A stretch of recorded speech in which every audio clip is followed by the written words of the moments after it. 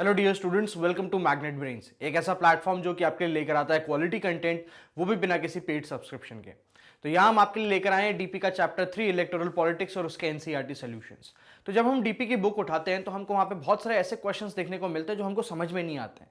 तो डीपी में बेसिकली आपके लिए क्या प्रेजेंट करा गया है, हाई ऑर्डर थिंकिंग प्रेजेंट कराया गया है। ठीक है, तो यहाँ पे आपको सिचुएशनल बेस्ड क्वेश्चन देखने को मिलते हैं, यहाँ पे आपको मल्टीपल चॉइस क्वेश्चन देखने को मिलते हैं, और यहाँ पे जो आपके सब्जेक्टिव क्वेश्चन रहते हैं वो अगेन कैसे रहेंगे, सिचुएशन बेस्ड रहेंगे। आपको एक सिचुएशन दे दी रहेगी और उसके बेसिस पे आपने जो भी चैप्टर में कंसेप्ट पढ़े हैं और इंडिया में जो चीजें हुई है वो आपको अप्लाई करनी है। तो चलिए without any kind of further wait सबसे पहले चालू करते हैं ये एनसीईआरटी सॉल्यूशंस।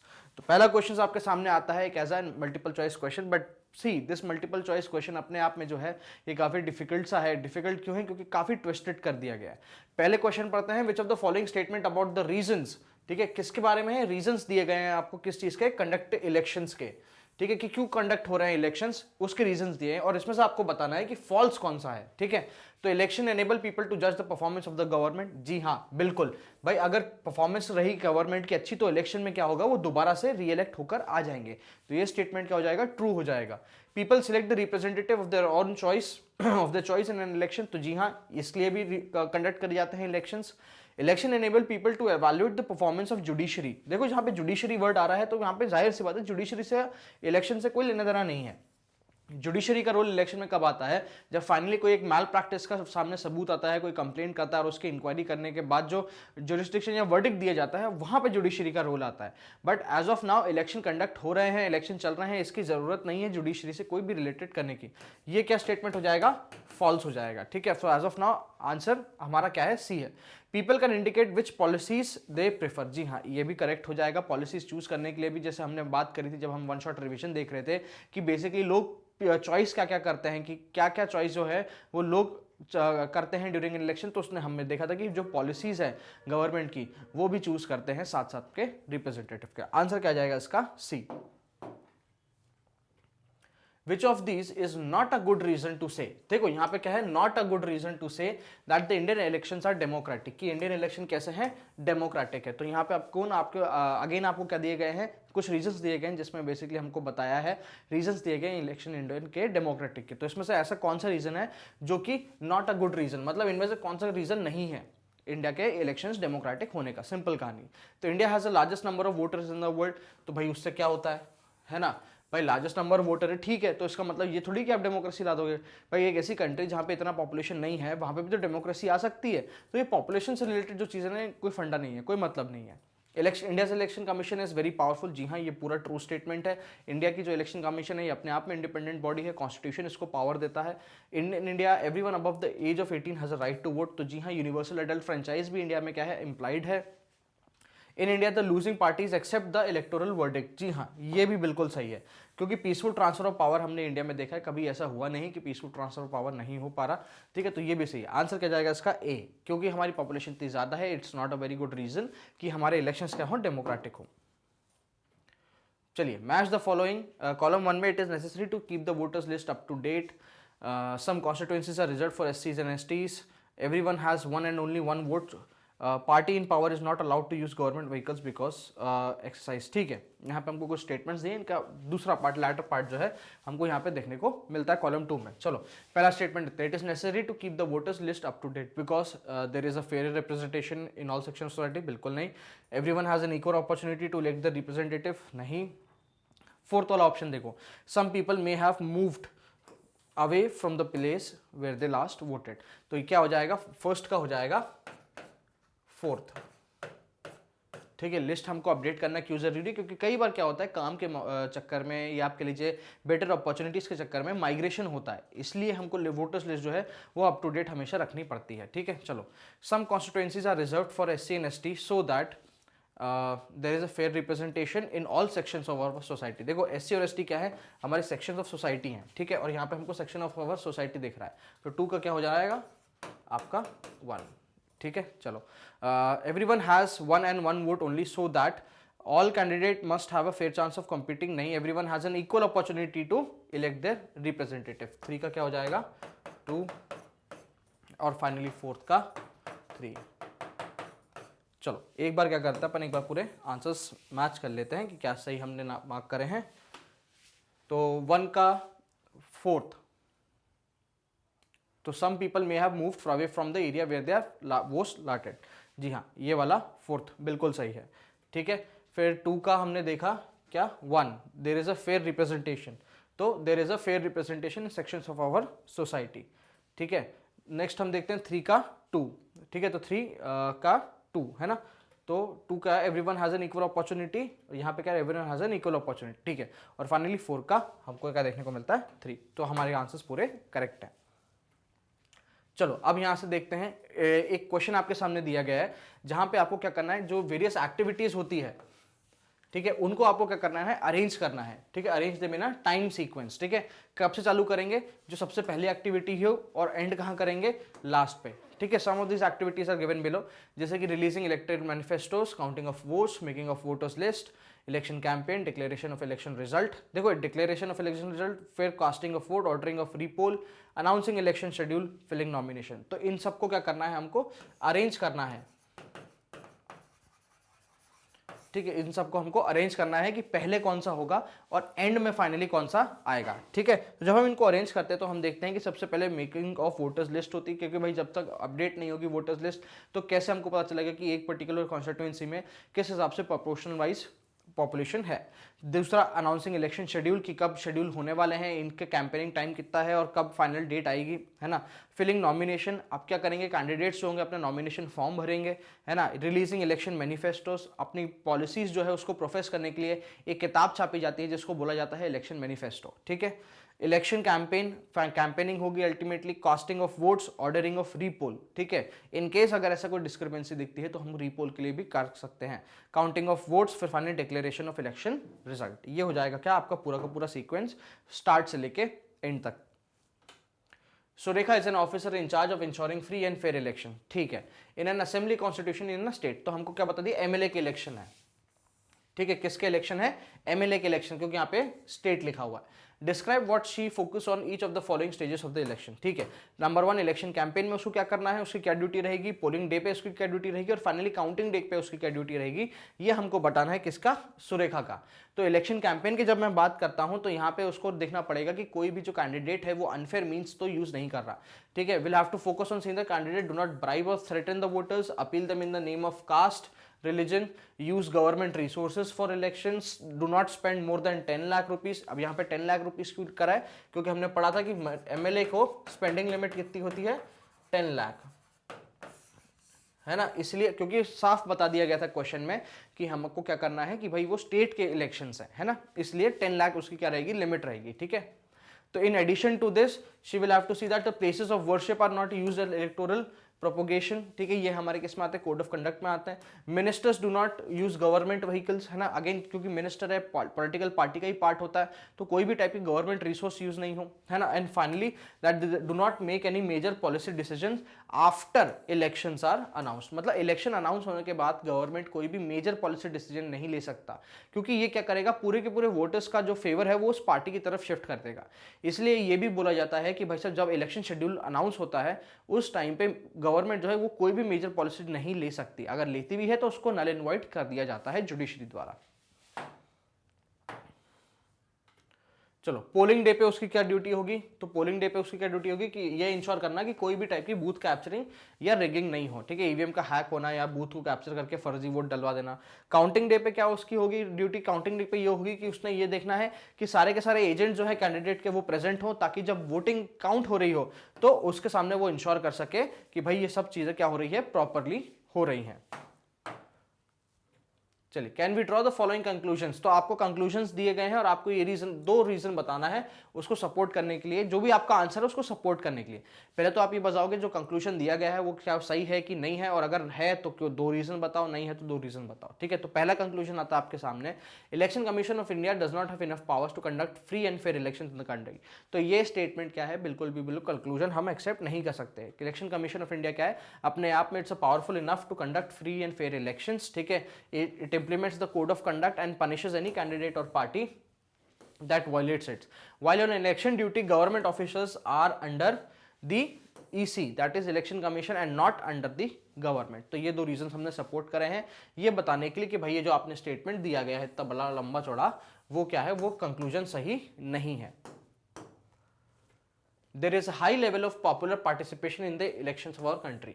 जी हाँ, बिल्कुल सही बात है, ये कंक्लूजन हम ड्रॉ कर सकते हैं इन कंट्रीज ऑफ इंडिया। तो हमारा जो टर्नओवर रेशियो हो जाता है और जो इंटरेस्ट आता है, हमारे रूरल एरिया के लोग ज़्यादा वोट करते हैं, एंथुसियाज्म दिखाते हैं, लोगों के आसपास में एक फीलिंग कनेक्ट होती है कि भाई हम सब क्या कर सकते हैं, प्रेशर बना सकते हैं गवर्नमेंट पे, हम डिसीजन मेकिंग प्रोसेस में पार्टिसिपेट कर सकते हैं। इसकी वजह से हमारे यहाँ पे high level of popular participation देखने को मिलता है। This statement, this is correct conclusion, is supported by the fact that the voter turnout has increased over the past years.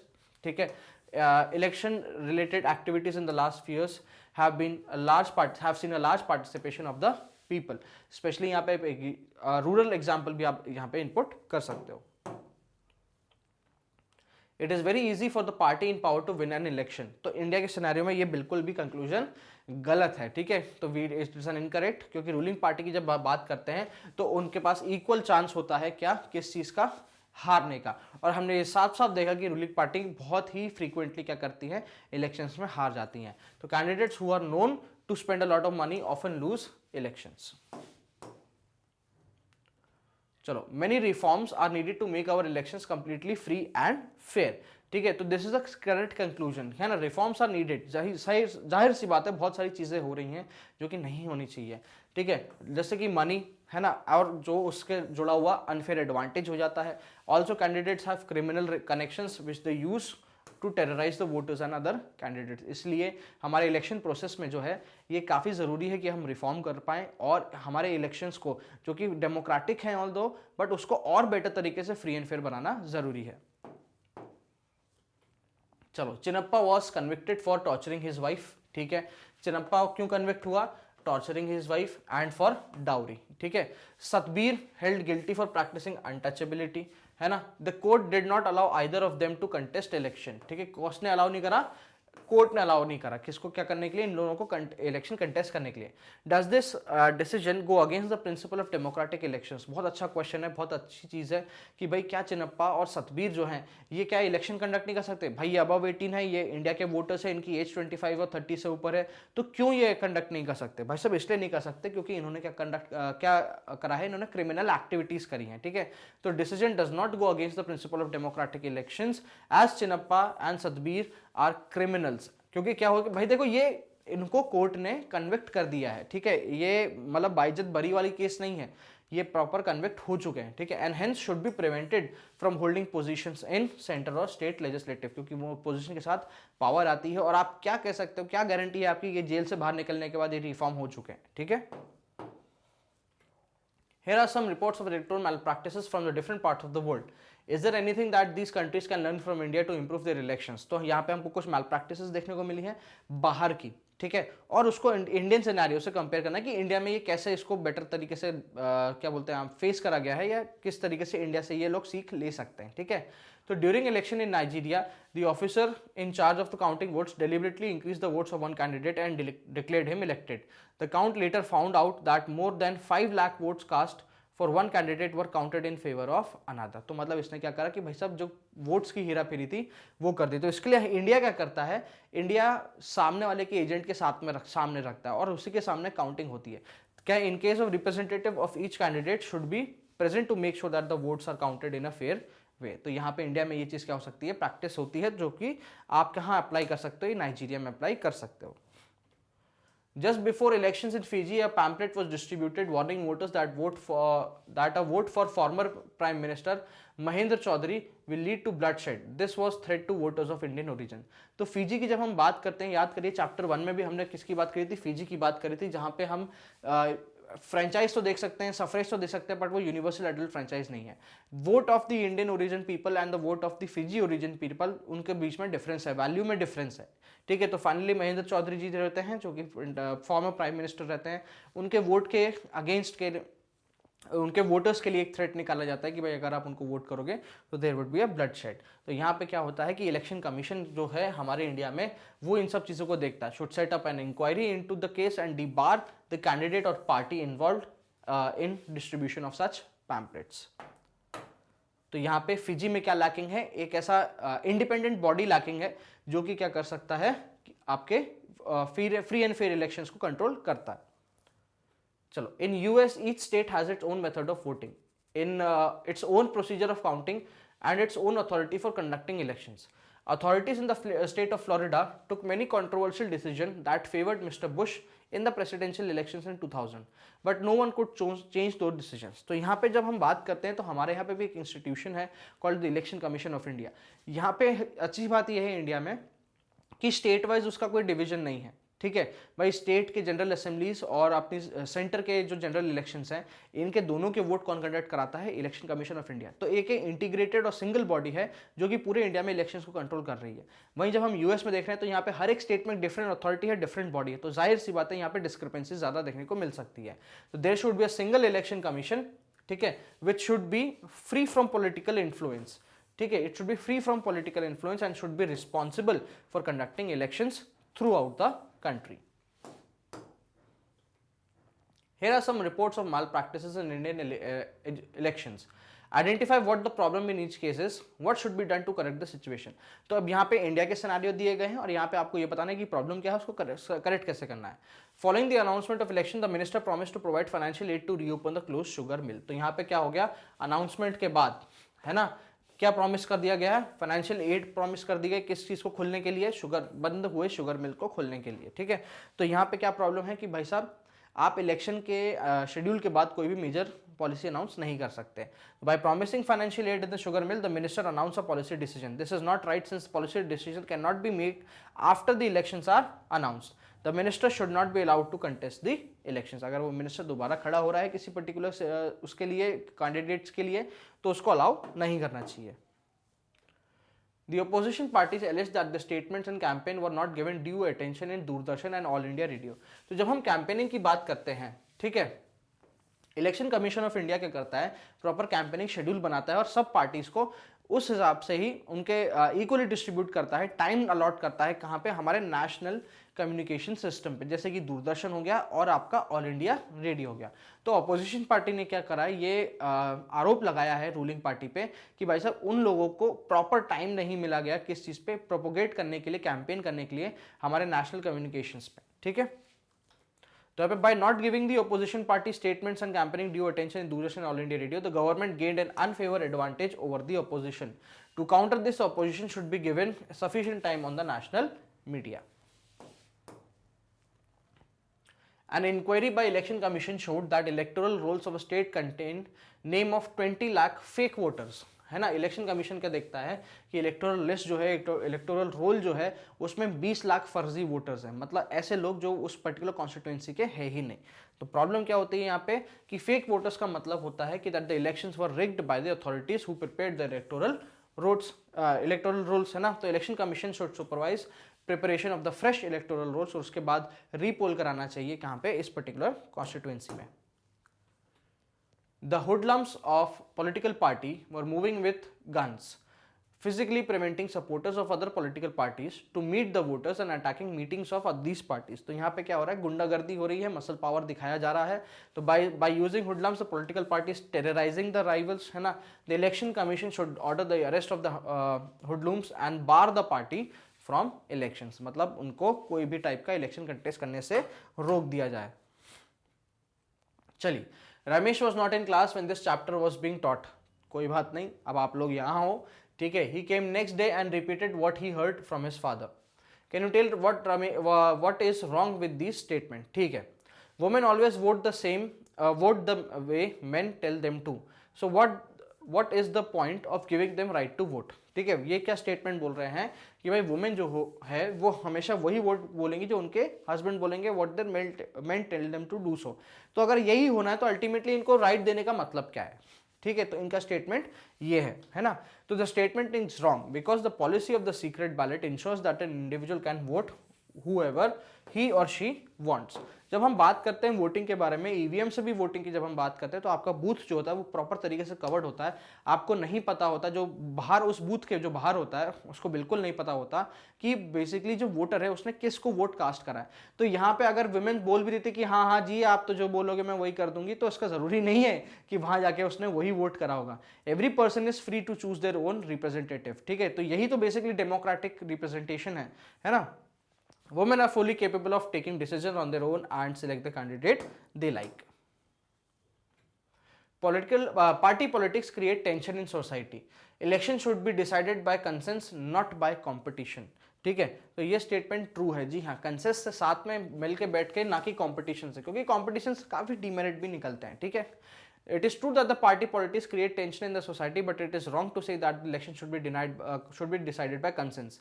Competition in political parties work out for the good of the people, as politicians compete with each other in fulfilling their promises. They might not be honest, but they know that they need to work to be elected. Thus even the selfish action becomes the benefit of people. Only graduates should be allowed to stand as candidate for election. क्या ये सही है? तो election qualification कभी भी required नहीं है। Educational qualification is not required to understand the people's need and to represent their intent. Thus, it is not necessary for politicians to be graduate. चलो, ये थे आपके सामने क्या कॉम्प्रिहेंसिव तरीके से पूरे के पूरे अपन ने एक्सप्लेन कर दिए हैं आपके क्या एनसीईआरटी सॉल्यूशंस चैप्टर 3 के। तो जितने भी ऐसे क्वेश्चंस थे जो कि आपके लिए सब्जेक्टिव टाइप थे, ऑब्जेक्टिव टाइप थे, वो हमने डिस्कस करे हैं। जो आपके क्वेश्चंस आपको खुद ऐसे टाइप लिखने हैं, ठीक है, वो चीज़ें यहाँ पे नहीं है। तो यहाँ पे आपको क्या करना है कि इन पूरे बेसिस पे भाई वन शॉट रिविजन आपको प्रोवाइड कर दिया है, पूरे क्वेश्चंस आपको जो हैं वो हमने बता दिए हैं। तो प्लीज़ डू अटेम्प्ट, ये आपका एक समझ लीजिए होमवर्क टाइप से चीज़ें हैं, तो डू अटेम्प्ट दोस क्वेश्चंस। ठीक है, तो इसी तरीके के कॉम्प्रिहेंसिव वीडियोस के लिए आप बने रहिए मैग्नेट ब्रेन्स पे, जो कि आपके लिए लेकर आता है क्वालिटी कंटेंट और उसके साथ साथ फ्री एजुकेशन। तो आप क्या कर सकते हैं, हमारे वेरियस प्लेटफॉर्म पे आ सकते हैं, जैसे कि हमारी ऑफिशियल वेबसाइट magnetbrains.com या फिर हमारा एप्लीकेशन मैग्नेट ब्रेन्स। यहाँ पे आपको किंडरगार्टन से लेकर क्लास 12 तक एक्सटेंसिव कोर्स मिलते हैं absolutely free without any kind of paid subscription.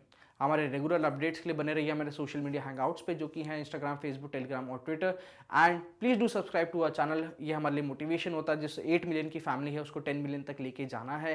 ठीक है, तो please do subscribe to our channel, do share this video अगर आपने कुछ नया सीखा, कुछ इंटरेस्टिंग सा लगा हो, and give this video big thumbs up. Till then keep watching magnet brains.